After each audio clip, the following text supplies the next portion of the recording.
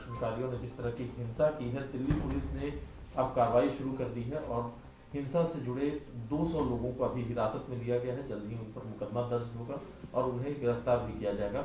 आपका क्या कहना है सर? देखिए, जो कुछ कल हुआ, खास तौर पर लाल किला में जो घटना हुई वो बहुत ही दुर्भाग्यपूर्ण है और सभी लोगों ने उसकी निंदा की है। सभी राजनीतिक दलों ने और किसान नेताओं ने भी इसकी भर्त्सना किया है। और लेकिन ये देखने की आवश्यकता है कि ये सब जो हुआ उसके पीछे क्या साजिश थी।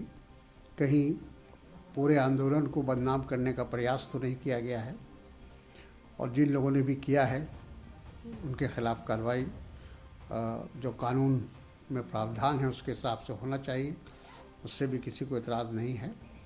लेकिन शायद इसको अवॉइड किया जा सकता था अगर सरकार 26 जनवरी से पहले ये 3 काने कानून को अगर निरस्त कर देती तो ये नौबत नहीं आती। मेरा ख्याल है कि सरकार को भी इसका अंदाज़ा होना चाहिए था कि इतनी बड़ी तादाद में जब किसान मार्च करेंगे या पैरेड करेंगे या तो कोई भी घटना घट सकती है।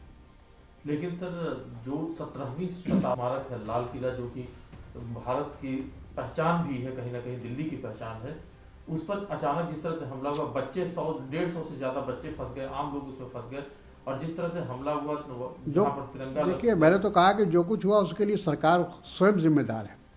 अगर 26 जनवरी से पहले कुछ फैसला ले लिया होता तो ये नौबत ही नहीं आती।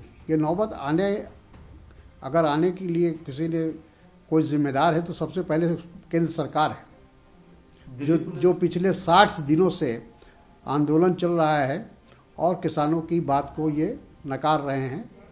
तो जाहिर है कि जब इस तरह के बड़े पैमाने पर कोई आंदोलन होता है, प्रदर्शन होता है, तो घटनाएं होती हैं और इस बार घटना हुई।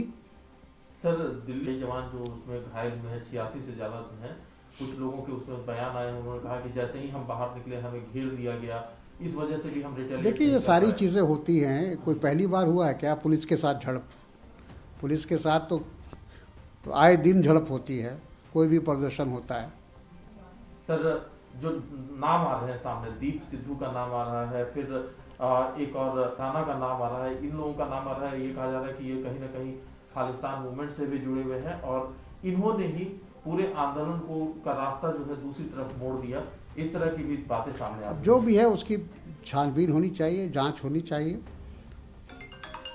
सर, एक आखिरी सवाल है। आंदोलन पे कांग्रेस पार्टी का ये जो रुख है जो आप बता रहे हैं, लेकिन आपके ही सांसद रवनीत बिट्टू वो कह रहे हैं, दीप सिद्धू का जैसे ही नाम आया उन्होंने कहा कि मैं पहले दिन से कह रहा हूं कि इस आंदोलन में कहीं ना कहीं कुछ खालिस्तानी तत्व। ये उनकी व्यक्तिगत राय हो सकती है।